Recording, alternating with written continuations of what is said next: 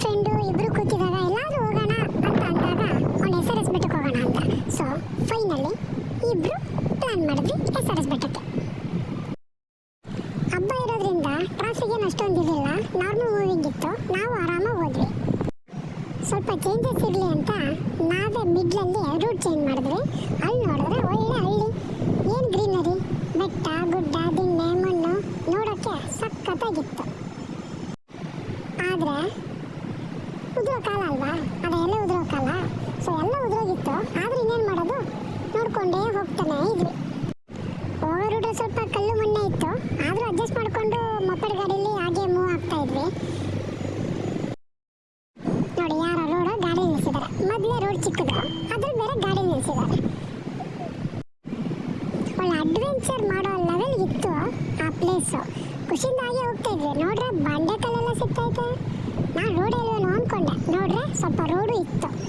Google ಮ್ಯಾಪ್ನ ನಂಬಿ ಎಲ್ಲೆಲ್ಲೋ ಬಂದ್ವಲ್ಲ ಅನ್ನೋ ಥರನೂ ಅನ್ನಿಸ್ತು. ಆದರೆ ಏನು ಮಾಡೋಣ, ಬಂದಿದ್ದೀವಲ್ಲ ರಿಟರ್ನ್ ಹೋಗೋದು ಬೇಡ ಅಂತೇಳಿ ಹಂಗೇ ನಾವು ಮುಂದೆ ಬರ್ತಾನೇ ಇದ್ವಿ. ನೋಡ್ರೆ ಒಬ್ಬರು ಕೂಡ ಓಡಾಡ್ತಿರ್ಲಿಲ್ಲ.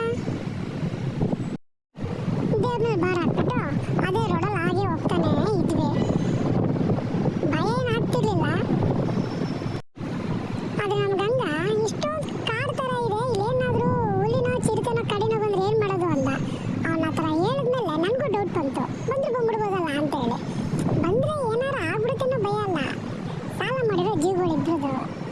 ಸುಮ್ಮನೆ ಅವ್ರಿಗೆ ಸಾಲ ಕೊಡದೇನೆ ಹೋಗ್ಬಿಟ್ರೆ ಏನು ಮಾಡೋದು ಅಂತ ಒಂದು ಭಯ ಇತ್ತು ಅಷ್ಟೇ, ಬೇರೆ ಏನೇನಿರಲಿಲ್ಲ. ಆದರೆ ಏನು ಮಾಡೋದು, ಹಾಗೆ ಹೋಗ್ತಾನೆ ಇದ್ವಿ. ನಾವು ಹೋಗ್ತಿರೋದು ಕರೆಕ್ಟ್ ರೂಟ ಏನು ಅಂತ ತಿಳ್ಕೊಂಡು ಸ್ವಲ್ಪ ನಿಲ್ಸಿದ್ವಿ. ಯಾರು ಬರ್ತಾರಂತ ನೋಡಿದ್ವಿ, ಯಾರು ಬರಲಿಲ್ಲ. ಏನೋ ನೋಡೇ ಬಿಡೋಣ ಅಂತೇಳಿ ಮತ್ತೆ ಗಾಡಿ ಸ್ಟಾರ್ಟ್ ಮಾಡ್ಕೊಂಡು ಹಾಗೆ ಮೂವ್ ಆದ್ವಿ.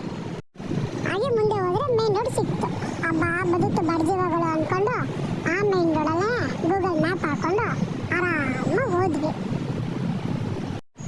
ಹೋಗೋದಾರಲ್ಲಿ ಅಲ್ಲಲ್ಲಿ ಸ್ವಲ್ಪ ಗ್ರೀನರಿ ಕೂಡ ಇತ್ತು, ನೋಡೋಕೆ ಚೆನ್ನಾಗೂ ಇತ್ತು.